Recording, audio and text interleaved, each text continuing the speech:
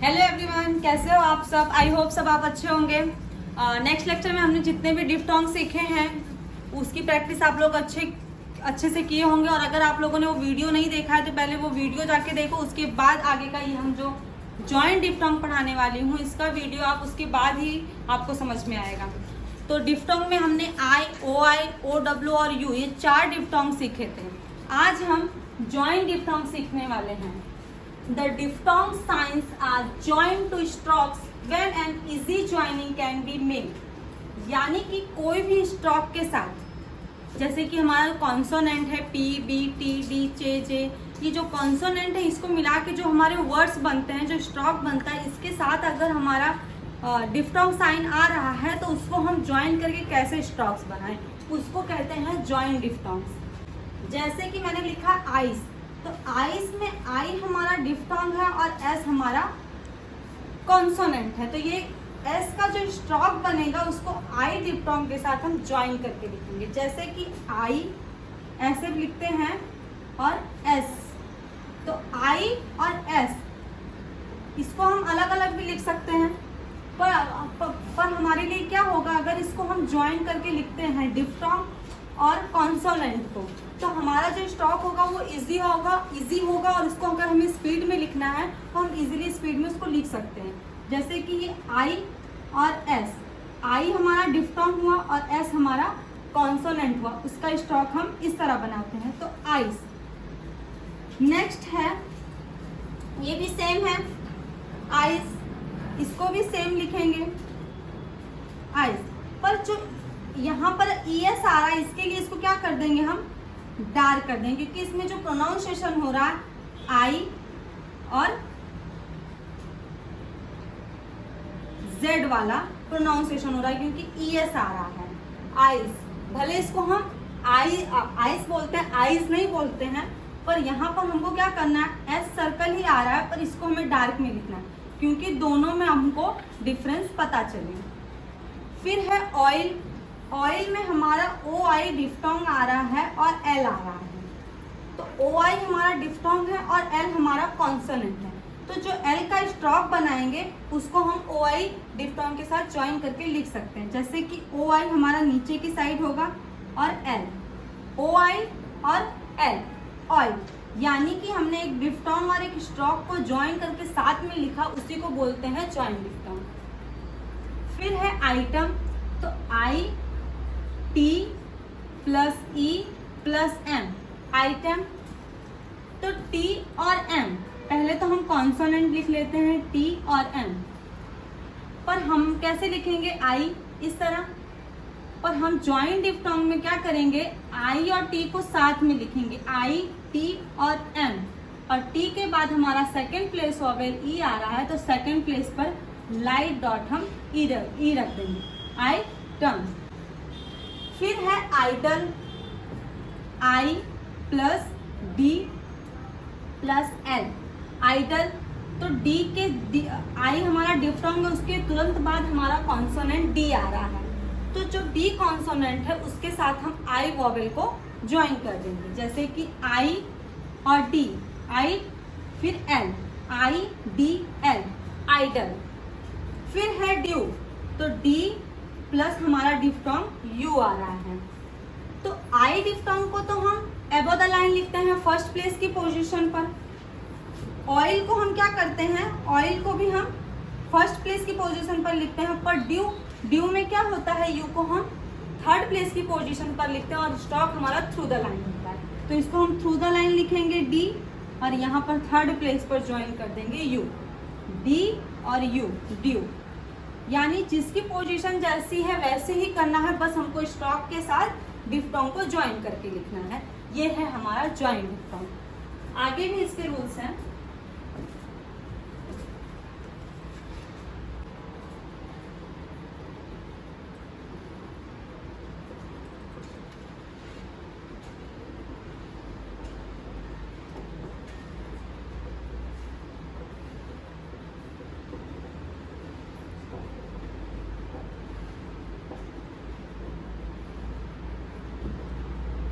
एक वर्ड है the sign for O W, मतलब आओ, इसको क्या पढ़ते हैं, आओ, कॉन्ट्रैक्टेड इन द वर्ड, जैसे कि नाउ, एन के साथ हमने इसको ज्वाइन करके लिखा।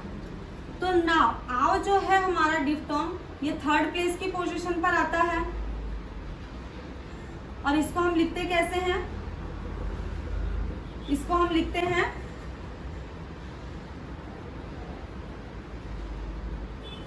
Through the line. तो सेम नाउ, तो नाउ में एन आता है, भले इसको हम थर्ड प्लेस यानी थ्रू द लाइन लिखते हैं, पर एन एम के हुआ, इसको हम ऑन द लाइन लिखते हैं, पर हमारा डिफ्थोंग हुआ कि वोवेल हुआ, अगर थर्ड प्लेस की पोजीशन पर आ रहा है तो थर्ड प्लेस पर ही लिखेंगे। तो एन, और हम आओ के लिए सिर्फ क्या करेंगे, वन टिक अटैच करेंगे, सिर्फ वन टिक, यानी कि अगर इसको हम आओ करने जाएंगे तो भी ये ऐसा ही सेम बनेगा, हमको पता नहीं चल पाएगा। तो इसीलिए एन करके सिर्फ नीचे की साइड वन टिक अटैच करना है। तो ये हो गया हमारा नाउ।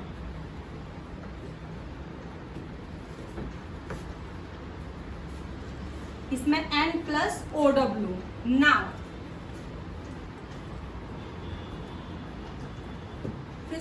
थर्ड रूल है हमारा,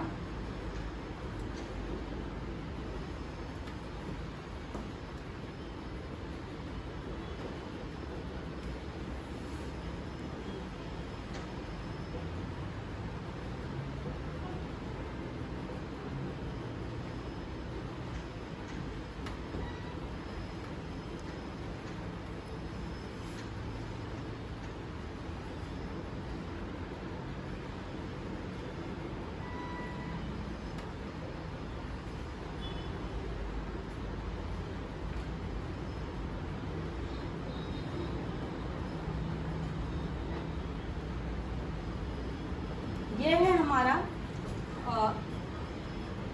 आई वॉवेल के लिए। The sign for I is contracted before L M K and D upward R to form such a phrase. Phrase मैंने आपको पहले ही बताया था, जब दो वॉवेल साथ में बनके दो वॉवेल दो कॉन्सोनेंट के साथ या तो दो शॉर्ट फॉर्म हो, शॉर्ट फॉर्म या कोई कॉन्सोनेंट हम साथ में कोई वर्ड लिख रहे हैं तो उसको फ्रेज बोलते हैं। दो शॉर्ट फॉर्म को हम साथ में लिख रहे हैं, जैसे कि मैंने लिखा आई एम, तो आई हमारा शॉर्ट फॉर्म है और एम भी हमारा शॉर्ट फॉर्म, तो ये हमारा एक फ्रेज हुआ। तो वैसे ही हम एक वर्ड में कोई डिफ्थोंग को साथ में अटैच करके लिख रहे हैं तो वो भी हमारा एक फ्रेज हुआ। तो इसमें बोल रहा है the sign for I, the sign for I is contracted before L, M, K and upward R to form such a phrase। यानी कि L, M और K के पहले कोई भी डिफ्थोंग आ रहा है तब उसको हम क्या करेंगे, वन टिक अटैच करके लिखेंगे। जैसे कि I का सिंबल ऐसा है तो I को हम वन टिक अटैच कर यहाँ पर कैन लिख सकते हैं, जैसे कि I कैन।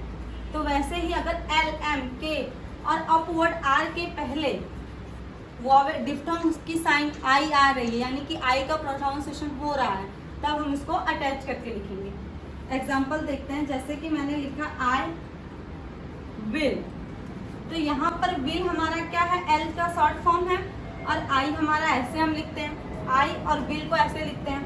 तो आई का वन टिक अटैच करके हम क्या करेंगे, एल लिख देंगे। यानी कि वन टिक, अगर इसको हम पूरा पूरा लिख रहे हैं तो भी ये सेम वैसा ही बनेगा, ये आई और एल। अगर आप ऐसे लिखो या ऐसे लिखो, मीनिंग तो सेम ही हो रहा है, तो इसीलिए यहाँ पर हम यहाँ पर वन टिक अटैच कर यहाँ पर एल, आई विल, ये एक फ्रेज हुआ। तो यहाँ पर एल हमें बोल दिया गया है कि एल, एम, के और अपवर्ड आर के पहले अगर आई आ रहा है, डिफ्थोंग आई की साइन आ रही है, तो उसको हम ऐसे कॉन्ट्रैक्ट करके लिखेंगे। आई एम, तो आई और एम, आई और एम, आई भी हमारा शॉर्ट फॉर्म है, एम भी हमारा शॉर्ट फॉर्म है। तो आई का हमने वन टिक लिखा सिर्फ वन साइड, और एम हमने ज्वाइन कर दिया साथ में। फिर आई कैन, तो आई और कैन को हम अबव द लाइन जैसे लिखते हैं लाइट में, वैसे हमने कैन लिखा और यहाँ पे वन टिक अटैच किया। एम को भी हम लाइट में लिखते हैं, विल को भी हम लाइट में लिखते हैं। तो ये हमारे कुछ एग्जाम्पल्स है एल, एम, के और अपवर्ड आर के पहले अगर हमारा डिफ्थोंग आई का यूज कर रहा है तो। नेक्स्ट 4 नंबर, कुछ शॉर्ट फॉर्म है।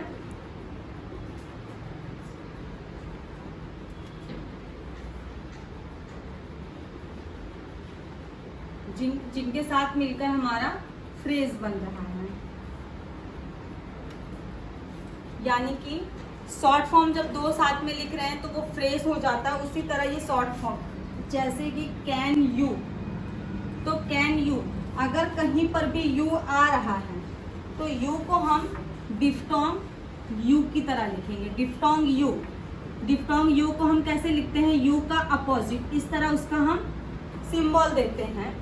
तो कैन यू, तो यू कैन को तो हम सेम लिखेंगे कैन, और यू को हम उसके साथ जिस पोजीशन में हमारा स्टॉक आ रहा है उस पोजीशन में उसका सर्कल, यानी कि हाफ में जो हम यू का मार्क कर रहे हैं वो सेम साइड में होगा। अगर हम ऐसे लिख रहे हैं ड्यू तो वो नीचे की साइड जाएगा, अगर ऐसे कैन लिख रहे हैं तो यू इस साइड चला जाएगा, यानी कि इसकी पोजीशन तब फिक्स नहीं होगी कि इसको किस साइड लिखना है। जिस साइड स्टॉक रहेगा उस साइड ये हमारा यू का डिफ्टोंग जाएगा। जैसे कि मैंने लिखा कैन यू, तो यू हमारी यू का साइन कैसे चला गया, हमारा लेफ्ट साइड में चला गया।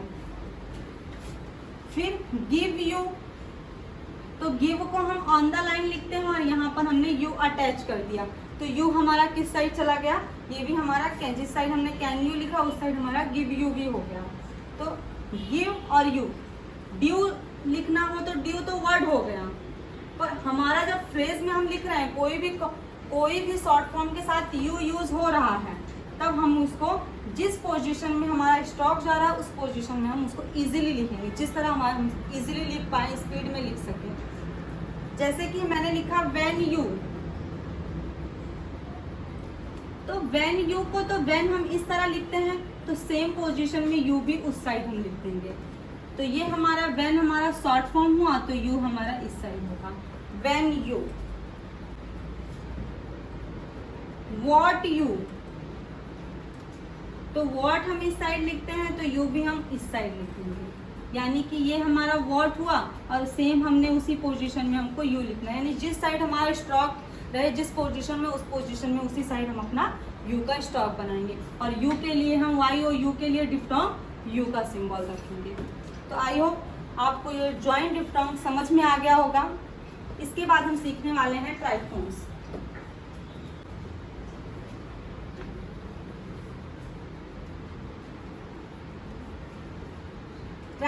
ट्राइफोन्स किसे कहते हैं, पहले तो ये समझना जरूरी है। ट्राइफोन्स यानी कि कोई भी डिफ्टोंग के साथ, तो डिफ्टोंग जो होता है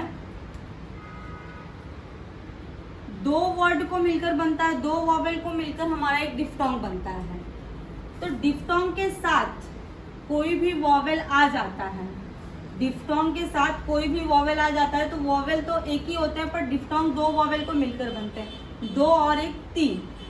डिफ्टोंग और वॉवेल जब मिलकर कोई वर्ड बनता है तो उसको हम बोलते हैं ट्राइफोन्स। 2 डिफ्टोंग और 1 वॉवेल, तो उसको हम बोलते हैं triphones. A small tick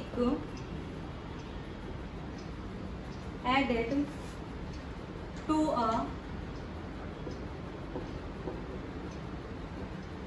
diphthong sign indicates another vowel following the diphthong.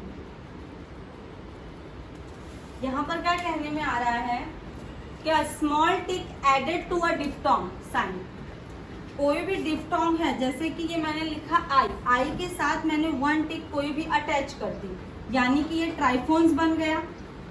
I vowel है, इसके साथ मैंने अपोजिट में कोई भी टिक मतलब यहाँ पे ऐड किया है, तो क्या बोल रहा है, small tick added to a diphthong sign indicates another vowel following the diphthong, यानी कि इसके साथ कोई वॉवेल अटैच हुआ है जो डिफ्टोंग के साथ कोई वॉवेल को भी फॉलो कर रहा है, तो इसको हम क्या बोलेंगे, ट्राइफोन्स बोलेंगे। डिफ्थोंग के साथ कोई भी वॉवेल तुरंत आ रहा है तो उसमें हम डिफ्थोंग के साथ 1 टिक अटैच कर देंगे, तो ये हमारा एक ट्राइफोन्स बन जाएगा। जैसे कि एग्जांपल हम ले लेते हैं वाया, वाया यानी कि V plus I plus A, यानी डिफ्थोंग I के साथ वॉवेल A आ रहा है, तो V और B के साथ I के साथ हमारा A वॉवेल तुरंत आ रहा है, तो यहाँ पर 1 टिक अटैच कर देंगे। तब जब भी आप स्टॉक बनाओगे तो आपको समझ में आ जाएगा कि यहाँ पर V के साथ कोई I वॉवेल के साथ कोई हमारा वॉवेल आ रहा है, यानी कि I के साथ हमने 1 टिक अटैच किया, यानी कि ये वॉवेल की साइन हो गई और ये डिफ्थोंग की साइन हो गई। तो VI और यहाँ पर A, via. Same loyal, L plus OI plus A plus L, loyal. तो लॉयल में भी सेम OI को हम कैसे लिखते हैं, हमारा डिफ्थोंग I, OI, OW और U, तो I, OI को हम फर्स्ट प्लेस पे लिखते हैं। तो लॉयल को हम क्या करेंगे, OI का आ रहा है फर्स्ट में, तो अबव द लाइन लिखेंगे L और L। L और L हमने लिखा, पहले 2 कॉन्सोनेंट हमने लिख दिए L और L, L और L लास्ट में। L के बाद OI और उसके तुरंत बाद A आ रहा है, तो यहाँ पर हमने 1 टिक अटैच कर दिया, यानी OI के साथ कोई 1 टिक अटैच है, यानी कि A का कोई वॉवेल का प्रोनाउंसिएशन हो रहा है। लॉयल्स, तो ये हमारे ट्राइफोन्स हैं, यानी कि कोई भी डिफ्थोंग के साथ 1 टिक अटैच होगा, यानी कि डिफ्थोंग के तुरंत बाद कोई वॉवेल का प्रोनाउंसिएशन हो रहा है, तो ये है हमारे ट्राइफोन्स। तो डिफ्थोंग और जॉइंट डिफ्थोंग और ट्राइफोन्स हमने सीखा। तो इसमें अगर आपको कोई भी प्रॉब्लम आ रही है, नहीं समझ में आ रहा होगा, तो प्लीज़ कमेंट करिए। और ये सारी चीज़ें कि आपको रेगुलर प्रैक्टिस करनी है, तो ही आप लोगों को समझ में आएगा। और आप अगर रेगुलर वर्ड की प्रैक्टिस करोगे तो आपको अपने आप माइंड में वो चीज़ें बैठ जाएगी, तो आप स्पीड में उस चीज़ को लिख सकते हो। Thank you.